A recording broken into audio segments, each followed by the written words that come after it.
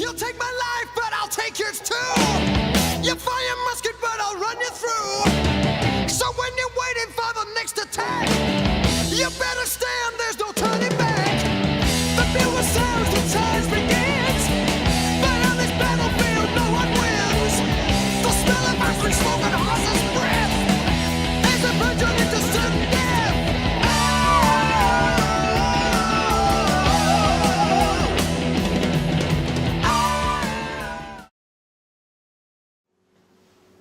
Hey everyone, we're here today to look at two new toppers by TiltToppers, and on the left it's the Twilight Zone topper, and on the right is the Iron Maiden topper.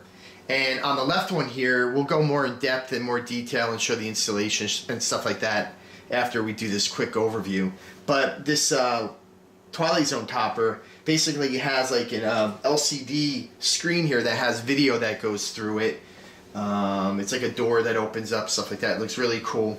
And the topper on the right, the Iron Maiden topper, that topper, the Eddie, the head, the eyes light up, and also, you know, like as TiltToppers always does, they put LEDs around the whole thing so it lights up as you play the game, stuff like that. So they're, you know, Dan from TiltToppers makes some great toppers. I have a lot of his toppers. He always does a great job. They're well built. He stands by his toppers. I had a topper that broke one time, and he was graciously helpful in fixing it and sending me the repair topper back and all that. So he's a great guy. So I highly recommend his toppers. He does a great job on them, and they really look really nice.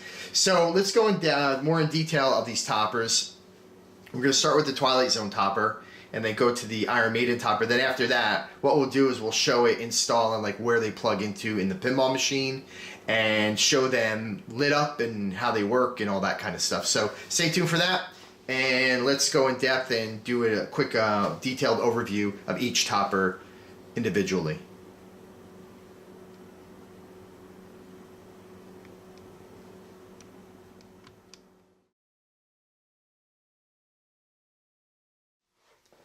Okay, so this topper, as I mentioned before, this is the Iron Maiden topper, and again, it's kind of detailed in all the graphics of the pinball machine. You have the claws over here, like the hands, I guess, of Eddie.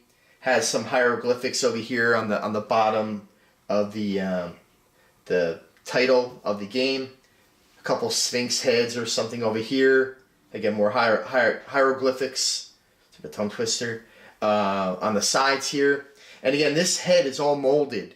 It's like a molded head, and so it's the face, and then the eyes that are here, there's LEDs that are in it that light up, I guess, as the game is being played.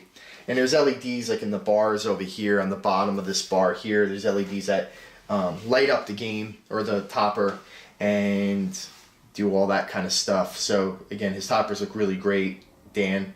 And if you look too, the quality of the build is really well too. It uses very thick like plastic for the actual, you know, structure of the topper. So it's a type of plexiglass, I guess. Very, very thick, and it's very smooth, and he sands it down really well. It's really clean and all that, nice cuts and all that. So that's the way that works with this topper. And again, this topper has a connector that's here, and there's a splitter that goes with this topper as well that Dan sends, and that's the connector for this topper. And where this one connects on the Stern Iron Maiden is it goes in the back box. There's a power source on the Spike 2 game. Spike 1 used to connect to the power source in the front of the cabinet by the tilt bob. There's a board over there. And I believe that's where the Spike 1s used to connect for a 5-volt power. But for this, you could connect this into the back box. There's like on the bottom right-hand side, there's a board under there. I think where the power source is actually in the game, the power supply, there's a board on that, and that's where that connector would connect into. Again, there's a splitter that splits that to the right connector. So that's where this would plug into, gives you your 5 volts and powers the topper up, and you're ready to go. So again, we'll show the installation on this as well, do a detailed view of the thing turned on and show how it works and all that. But again, it's like, you know, nicely done. It's like got a nice texture to the face. You know, it's painted well.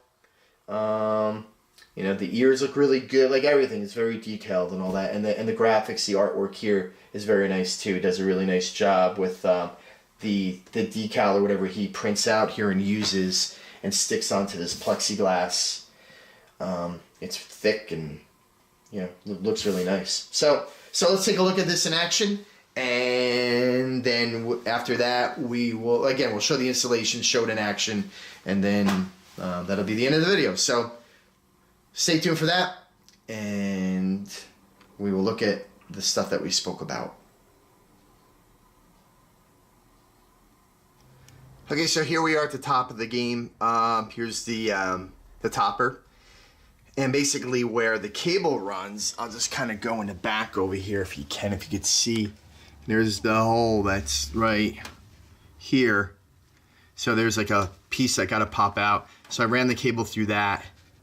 And that's really it. That's the only cable you kind of have to run back there.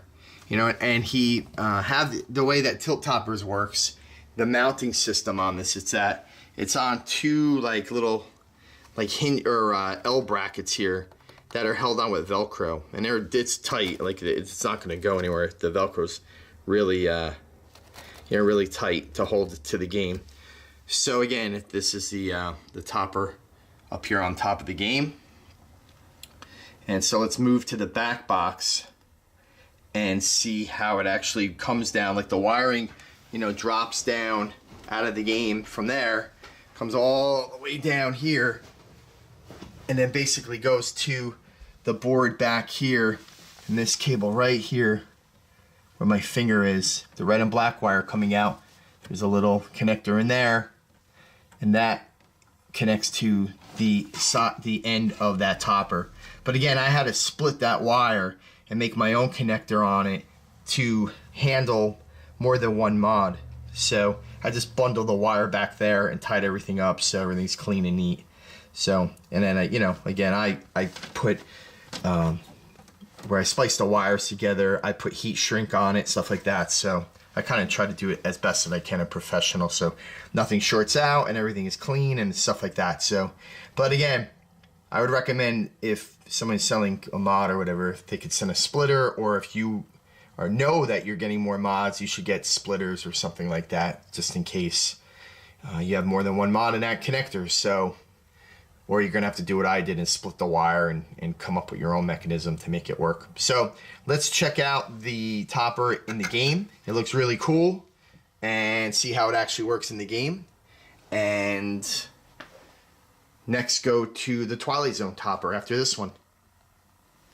Okay, so now you can see the topper of Eddie is installed on the game. And basically it's sound activated, so when the game is running you could see it blink and light up and all kinds of stuff.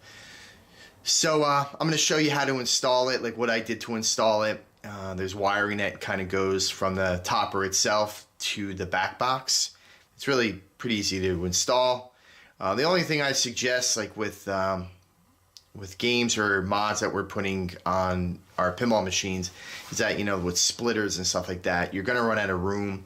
You know, if there's something already plugged into the back box, like any other mod you might have in the game, well, you're gonna have a problem, because then you can't plug another mod into it. So I had to splice the wire that's back there and kind of make up my own splitter to run multiple mods off that power source. So basically that's kind of how it was, and I will show you now the topper. We'll go up to the top of the game and we'll kind of see where the wiring goes and see how everything works. Welcome to my world. Spell Eddie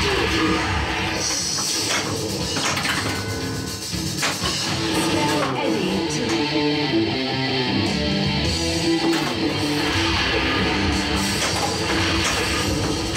Shoot the sarcophagus to open Pharaoh's tomb.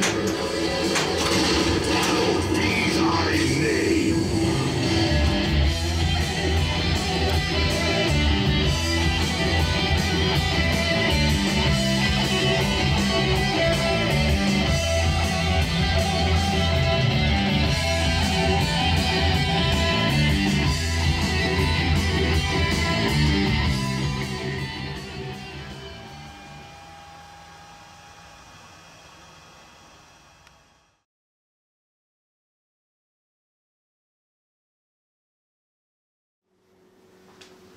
Okay, so this is the Twilight Zone topper, and you can see by the imagery that's on the topper itself, Dan kind of incorporated, some of the elements, I guess, from the game. The eye, the gumball machine, the clock, pop bumper, the swirly thing on the far left-hand side. Everything the window that's on the far right, the door, and the door that's in the middle of the LCD screen. Basically kind of incorporate all the elements that's on the actual game that was from Williams back in the day and kind of incorporate it into the imagery on this topper. And it's done really well. Again, it's done really cool. It's got LED lights that kind of light up and basically kind of surround the whole thing when the thing is fully lit. And again, in the middle, there's another power cord that goes with this game that powers up this middle screen here, the LCD screen here. And basically, there's a plug here, and that lights up the actual screen that's in the middle. And there's also a connector that's here. I don't know if you see it, but this actually there's a splitter that goes with this. And this, I think, goes into the J116 if I'm not, if I'm correct about that. This, on the power board on the Williams game on Twilight Zone. J116, I believe, like the color DMD plugs into that. I think it's a 5-volt power source on that board. So again, this would split off into that, tee off into that connector on the board, and that's how you get power to the game, or to the topper, I should say. But again, it looks really cool. He does a great job. They're well built. They're solid. There's Velcro strips on the bottom here that actually adhere to the game, the head of the pinball machine that this sticks down onto, and prevents it from falling off and stuff like that. So you don't have to drill any holes in your game or anything like that to install these toppers. So that's this topper, and again, we're going to show the installation of this in the next part of the video. Show it lit up, show how it works, show where it connects onto the board on the Williams Twilight Zone, and again, show it fully working and in action. So stay tuned for that, and then next we're going to take a look at the Iron Maiden topper, the Stern Pinball Iron Maiden, the Legacy of the Beast topper, and see how that one works. So stay tuned.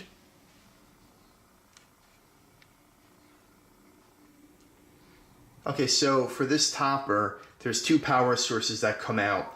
One we're going to talk about later, to the one that powers up the display, but the other one powers the actual LEDs inside the topper. And if we go, I just ran the wire back, took off that silver plate that covers those holes, and the gray wire, there's a gray and a black. The black is for the display in the topper. The gray is what gives it the LED illumination. So I just ran that down here, and then if you look over here, which that ribbon cable is kind of in the way, but right down there, you're going to see J116. It's in with a mess. Usually the color DMD and all that is plugged into it, but it's kind of like this one right here, I believe, is J116, where that's going into. So the power source for the topper goes into that. There's a splitter that Dan supplies with the topper. It goes into J116 and this mess of wires down here, and that's how you power the LED part of the game, or of the topper, I should say. But the other part, the display, gets powered in another way, and that wire gets fed down into the bottom of the cabinet the way I did it. But let's talk about that now and show how I actually powered that display in the topper to the pinball machine. So now if you look here, there's two wires coming in. One we already talked about. That's one that goes to J116 on the power board of the Twilight Zone pinball machine. But the other one goes to the top of this topper here, comes out the back. I fed it through that hole up on top there, and just fed it all the way down, and that goes to the bottom of the cabinet, and that's where I added the wire to.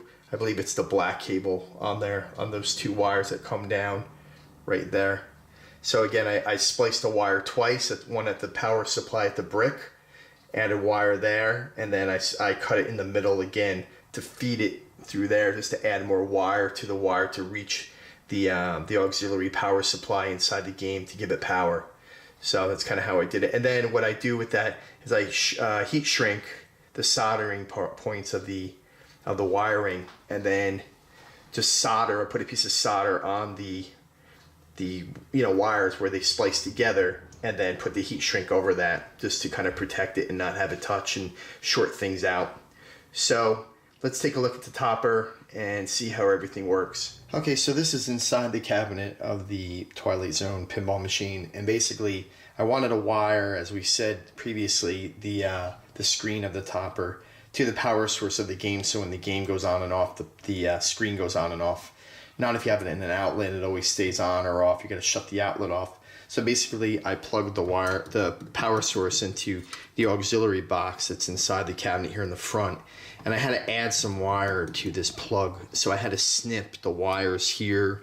You know, there's two wires, positive and a negative, and the wire runs. I had to snip it here, and then I snipped another like longer wire, you know, a piece I had here, just to extend that wire. So it goes all the way back there, you know, to the back of the cabinet, and that goes to the top of the topper, you know, where the power comes from the topper itself. So let's look at the cabinet, and then we're going to look in there just to see where the power comes from out of the cabinet.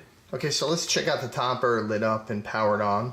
So again, I powered the display also into the cabinet of the game, as I showed previously. So the rest of the LEDs are powered by the J116 jumper in the game. So let's turn that on. I'm going to turn the game on, and you're going to see as I turn the game on, the display is going to come on, as are the LEDs in the game, or the topper.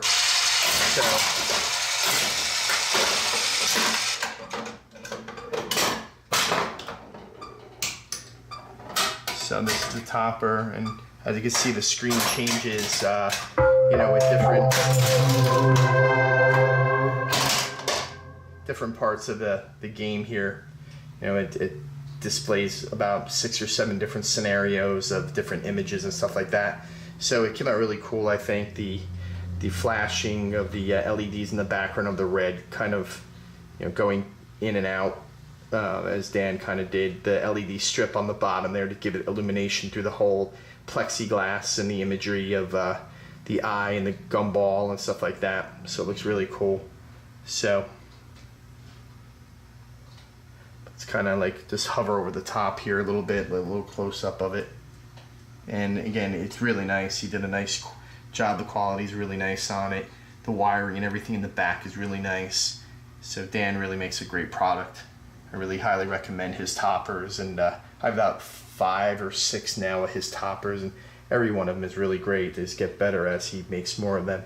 So that's how you install this topper. This is the topper on top of the machine. Looks really great. It kind of just flashes and hovers and does what it does in this this video right here. So go buy his stuff. It's TiltTopper.com. So thanks for watching my video. Really appreciate it.